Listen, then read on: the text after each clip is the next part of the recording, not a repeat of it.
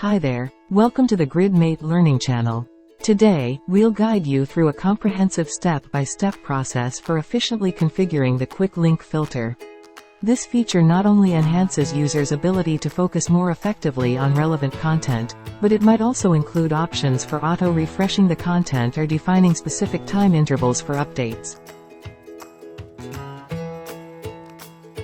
Let's begin with creating the Big Deals filter with amounts equal to or greater than $5,000, for example.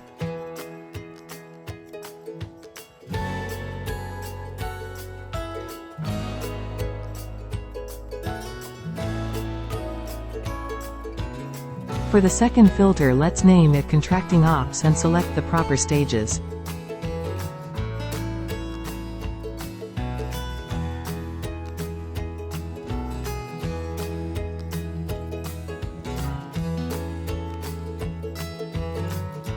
The Quick Link filter adds value by transforming this filter into a link, providing the choice to define specific time intervals for refreshing, if desired.